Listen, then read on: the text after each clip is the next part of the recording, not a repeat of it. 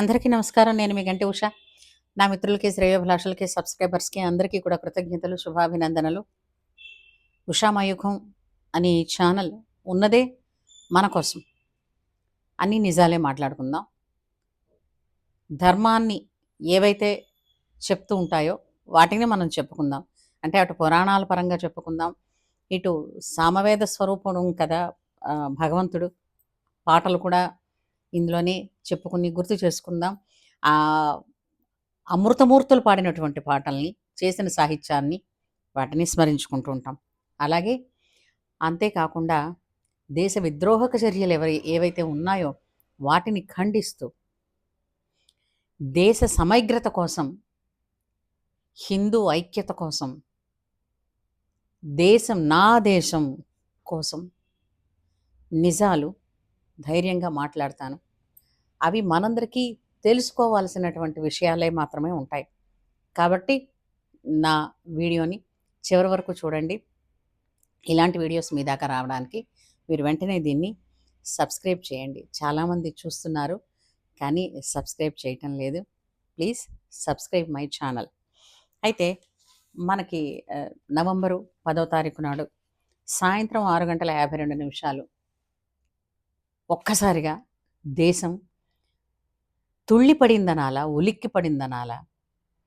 ఎందుకంటే పక్కలో పిడుగు పడితే ఎలా ఉంటారో అలా అయింది ప్రతి భారతీయుడి మనస్సు.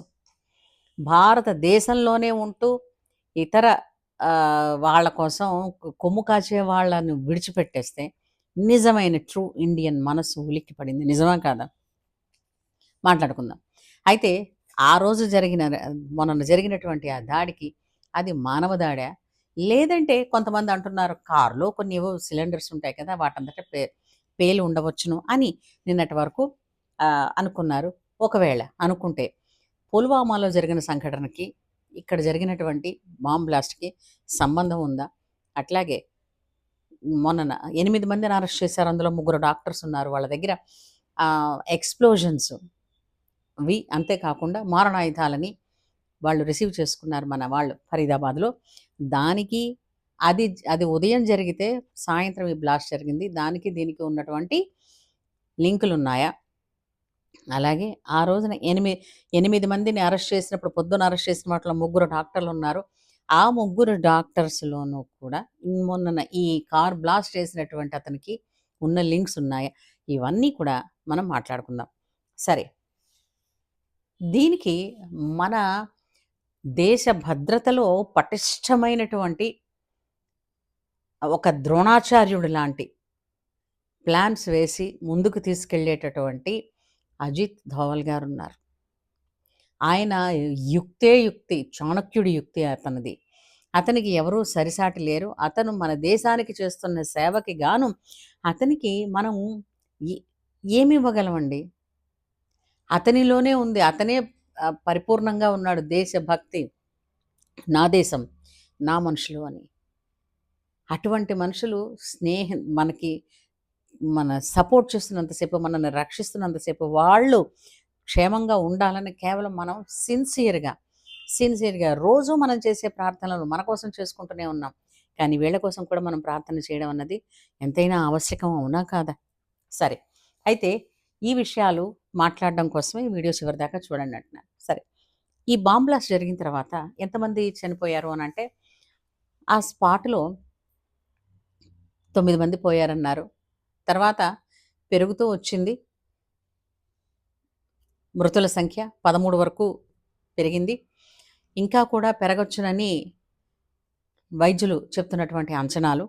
ఎందుకంటే ఇది బాంబు బ్లాస్టే అని ఖచ్చితంగా తేల్చి చెప్పగలరు. ఎందుకు అంటే, ఇప్పుడు కారులో ఉండేటటువంటి సిలిండర్లు అవి అయితే ఇంతటి విధ్వంసాన్ని సృష్టించలేవు. ఇంకో విషయం ఆలోచిస్తే, ఆ ధ్వనికి 300 మీటర్ల దూరాన ఉన్నటువంటి భవనాలు కూడా కంపించాయి. అంతేకాకుండా ఆ చుట్టుపక్కల ఉన్న దాదాపు 200 కార్లు ధ్వంసం అయ్యాయి. అలాగే ఎవరి శరీర అవయవం ఎవరిదో అన్నంత తెలియనంత దూరంగా అవయవాలు కూడా ఎగిరి పడ్డాయి అని ఒక ఆటో అతను కూడా చెప్తున్నాడు. ఆటో అతను ఎవరితోనో మాట్లాడుతూ ఉండగా ఒక చెయ్యి పాటుగా వచ్చి ఎగిరి పడితే మనిషి తుళ్ళి పడతాడు కదా! ఆ! ఆ విధమైనటువంటి భయాన్ని, వణుకుని, జడుపుని తెప్పించేటటువంటి సంఘటన జరిగింది. దీనికి ఆ ప్రత్యక్ష సాక్షులందరూ కూడా వాళ్ళు ఎంత భయపడ్డారో, ఏమిటి జరిగిందని, అది ఏమనుకుంటారో అని కూడా పాపం వాళ్ళు ఏమిటో తెలియనంత ఇదైపోయారు. సరే, వెంటనే అమిత్ షా గారు మనకి అందుబాటులోకొచ్చి దేశాన్ని ఉద్దేశించి అతను మాట్లాడారు. ఢిల్లీ ప్రజలను ఉద్దేశించి అతను మాట్లాడారు. ఆయన ఏం చెప్పారు అనంటే, వెంటనే ఎన్ఐఏ ఇప్పుడు ఏదైతే ఢిల్లీ పోలీస్ ఎవరైతే ఉన్నారో వీళ్ళందరూ కూడా 10 నిమిషాలలో వ్యవధిలోనే ఆ సంఘటనా స్థలికి చేరుకోవడం, అట్లాగే ఫైర్ ఇంజిన్స్ రావడం, ఆ మంటలను ఆర్పే ప్రయత్నం చేయడం, అలాగే క్షతగాత్రులని ఆసుపత్రులకి తరలించడం, ఇలాంటి పనులు చేస్తూ వెంటనే ఆ చుట్టుపక్కల, ఎందుకంటే ఎర్రకోట ప్రతిష్టాత్మకమైనటువంటి ఢిల్లీ ప్రతిష్టాత్మకమైనటువంటి నగరం. ఆ నగరంలో ఎర్రకోట అత్యంత ప్రతిష్టాత్మకమైనది. దాని దగ్గర ఉన్నటువంటి ఒక మెట్రో స్టేషన్‌కి దగ్గరలో ఇది పేలింది అని అనగానే, సహజంగా అక్కడ ఉండే రోడ్లు ఇరుకుగా కూడా ఉంటుంది. ఆ ఇరుకుగా ఉన్నప్పుడు ఎక్కువ వాహనాలు, మనుషులు అక్కడ గుమిగూడేటటువంటి పరిస్థితి ఉంటుంది కాబట్టి, అట్లాంటి ఇరుకు ప్రదేశాలలో గనక బ్లాస్ట్ జరిగితే, వాళ్ళనుకున్నట్టుగా విధ్వంసం అనుకున్న దానికన్నా ఎక్కువ రెట్లు జరుగుతుంది అన్న కుయుక్తితోటి ఆ బాంబ్ బ్లాస్ట్ జరిగింది. అయితే దీనన్నిటికీ కూడా మన మోడీ గారు, మన అమిత్ షా గారు అస్సలు కాంప్రమైజ్ అవ్వరు. అందులోనూ మన అజిత్ ధోవల్ గారున్నారు కదా! వాళ్ళు కూడా ఈ ముగ్గురు కలిశారు అనంటే ఎప్పుడూ అది విజయాన్నే సాధిస్తూ ఉంటుంది. ఇంకా ఎవరు చెప్పినా వినేది లేదు కూడా. అయితే ఇందులో మనం కొన్ని విషయాలు మాట్లాడుకోవాలండి. ఏమిటని చెప్పారు అమిత్ షా గారు గాని, మోడీ గారు గాని.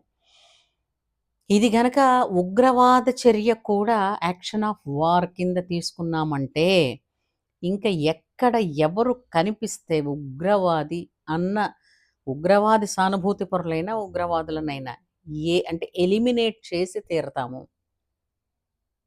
ఇక ఎవరిని ఆ అనుమానము వచ్చిన వెంటనే ఆ మనిషిని నిలువున లేకుండానే చేసేస్తాం. చీరేస్తాం.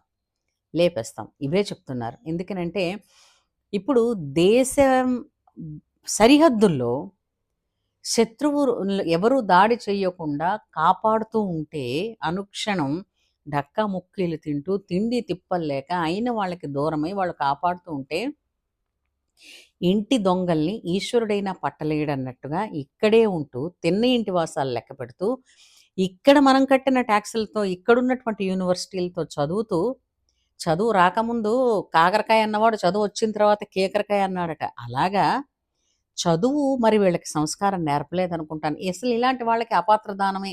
విద్యని అపాత్రదానం చేశామనే అనుకోవాలి. అంతే కదా! పాముకు పాలు పోస్తే ఏం చేస్తుంది? కాటే వేస్తుంది. పాము దగ్గరున్నది విషం. మనం పాలిచ్చినా అది విషమే ఇస్తుంది. అవునా? కదా! ఇది ఎక్కడా కూడా మానవత్వం అన్నది ఆలోచించిన మనుషుల మధ్య మనం మానవత్వం గురించి మాట్లాడి లెక్చర్స్ ఇస్తే ఉపయోగం లేదు. ఆనాడు కృష్ణ పరమాత్ముడే చెప్పాడు. అంతే కదా! అలాగా ఇంటి ఈ దేశంలో ఉంటూ, దేశం సొమ్ము తింటూ, దేశం గాలి పీలుస్తూ, దేశానికి హాని తనిపెట్టాలని చూసేవాళ్ళని ఏం చెయ్యాలి? హ్మ్.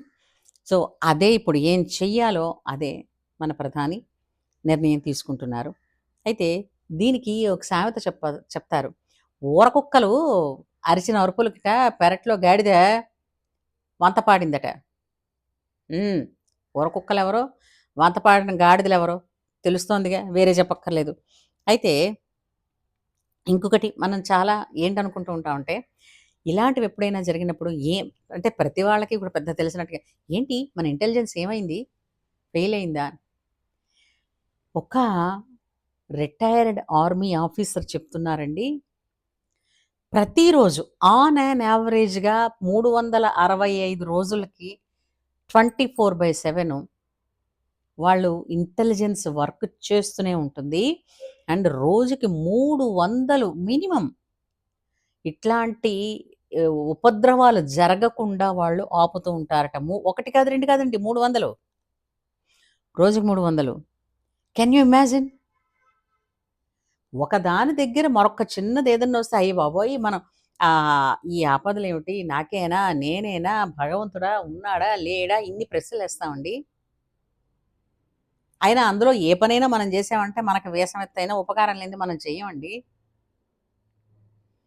ఇక్కడ ఇంటెలిజెన్స్ చేసే పనిలో కనీసం వాళ్ళకి గుర్తింపు ఉంటుందండి. ఎందుకంటే వాళ్ళని గుర్తిస్తే వాళ్ళ ప్రాణాలకి థ్రెట్. వాళ్ళకి కేవలం ఒక నంబర్ ఉంటుందేమో. సీరియల్ నంబర్‌లాగా తప్ప వాళ్ళ పేరు కూడా ఉండదు. మనం ఇంత పని చేస్తే అంత పేరు రావాలని ఆలోచించి ఎక్స్‌పెక్ట్ చేసేస్తూ ఉండే మనుషులం మనం. వాళ్ళివేవి అనలేదు. కేవలం కావాల్సిందేంటి తెలిసిందా? దేశభక్తి. దేశభక్తి ఒక్కటే వాళ్ళని ముందుకు నడిపిస్తోంది తప్ప, మీరో, నేనో ప్రశంసించామనో, మీరో, నేనో చప్పట్లు కొట్టి శభాష్ అన్నామనో వాళ్ళు చేయట్లేదండి. నరనరాల్లోనూ వాళ్ళకి ఏంటిది దిక్కొట్టారు. దేశం అంటే ప్రేమని. వాళ్ళు అయితే అన్నింటి మీద కూడా ఇదిగో ఇలాంటివి అప్పుడప్పుడు జరుగుతాయి. ఇందులో కూడా ఇంకా ఇంపార్టెంట్ అయిన విషయాలున్నాయి.